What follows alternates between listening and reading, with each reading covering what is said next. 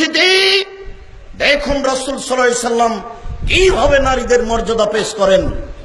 আবু হুরায়রা রাদিয়াল্লাহু তাআলা আনহু বলেন, রাসূল সাল্লাল্লাহু আলাইহি সাল্লাম বলেছেন, মান আলা জারিয়াতাইনি হাত্তা তাবলুগা, কোন লোক যদি দুইজন মেয়ের লালন পালন করে, দুইজন মেয়ের বয়স হওয়া পর্যন্ত, বিবাহের উপযুক্ত হওয়া পর্যন্ত, তিনি বলছেন ফা আনা ওয়া ফিল জান্নাহ ওয়া হাকাদা ওয়া আশারা বিসাবাবাতি ওয়াল ওয়াসতা ওয়া যাম্মা বাইনাহুমা। পৃথিবীর মানুষ যদি দুইটা মেয়ের লালন পালন করে, সেই ব্যক্তি আর আমি জান্নাতে এইভাবে থাকব। তিনি তর্জনী এবং মধ্যমা এই দুইটি আঙ্গুলকে জমা করে দেখালেন, দেখো এই দুইটি আঙ্গুল যেমন জমা ধরে আছে, মানুষ যদি তার দুইটি মেয়ের লালন পালন করে বিবাহ দিয়ে দেয়, তাহলে আমি আর সেই ব্যক্তি জান্নাতে এইভাবে থাকব। আঙ্গুল দুইটি তিনি জমা করে দিলেন। তিনি অন্য জায়গাতে আঙ্গুল দুটি এভাবে দেখিয়েছেন, আনা ওয়া কাফিলুল ইয়াতীম, যে ব্যক্তি এতিম লালন পালন করে, সেই ব্যক্তি আর আমি জান্নাতে এইভাবে থাকব।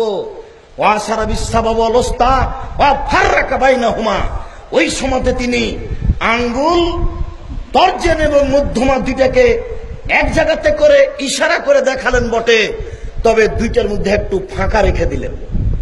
আমি বুঝাতে পারিনি এখনো। কোন মানুষ যদি এতিমের লালন পালন করে, সেই ব্যক্তি আর আমি জান্নাতে থাকব এইভাবে, তখন তিনি তর্জনী এবং মধ্যমা এই দুইটি আঙ্গুলকে জমা করলেন, তবে দুইটির মধ্যে একটু ফাঁকা রাখলেন। না, বুঝাতে পারলাম না।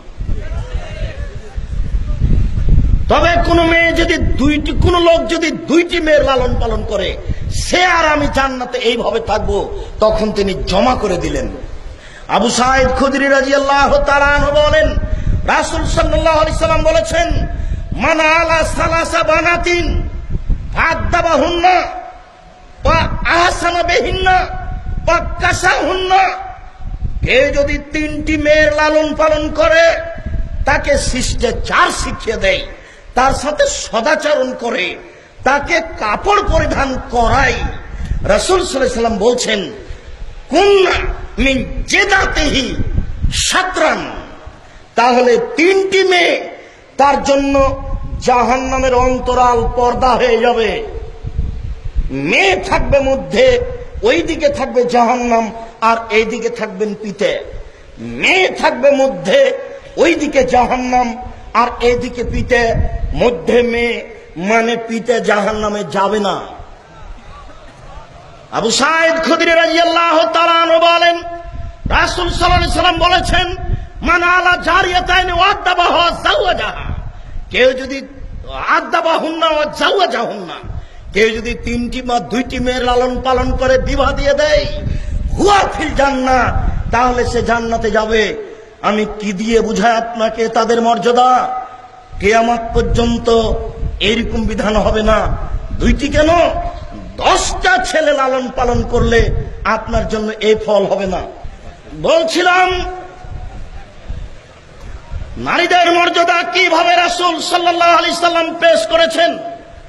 জাতির এই অবগতিতে থাকা উচিত তাদের মর্যাদা, তাহলেই তারা তাদেরকে মূল্যায়ন করতে পারে, তাছাড়া সম্ভব নয়। সম্মানিত উপস্থিতি, আনাস রাদিয়াল্লাহু তাআলা আনহু বলেন, রাসূল সাল্লাল্লাহু আলাইহি ওয়াসাল্লাম বলেছেন, আল মারা ইযা সাল্লাত খামসাহা ওয়া সামাত শাহরাহা ওয়া তাআত বালাহা ওয়া হাসানাত ফারজাহা ফালতাদখুল মিন বাবিন মিনাল আবওয়াবিল জান্নাহ। মহিলারা যদি 4টি কাজ করতে পারে, জান্নাতের যে কোনো দরজা দিয়ে ঢুকতে পাবে। 1, 5 ওয়াক্ত সালাত আদায় করলো। 2, রমজান মাসের সিয়াম পালন করলো। 3, স্বামীকে মান্য করলো। 4, জেনায় লিপ্ত হলো না।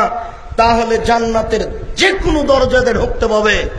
কিয়ামত পর্যন্ত এরকম কোনো বিধান হবে না যে আপনি 4টা কাজ করলে জান্নাতের যে কোনো দরজাতে ঢুকতে পাবেন। এই সুযোগ আপনার জন্য নেই, এটা নারীদের জন্য।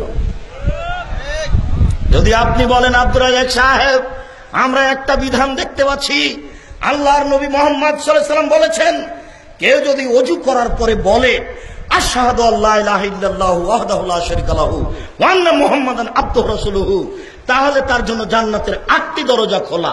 তো এইটা তো পুরুষের জন্য খাস নয়, এটা মহিলা বললো জান্নাত, পুরুষ বললো জান্নাত। অতএব আপনি খুঁজে পাবেন না। রাসূল সাল্লাল্লাহু আলাইহি ওয়াসাল্লাম বলছেন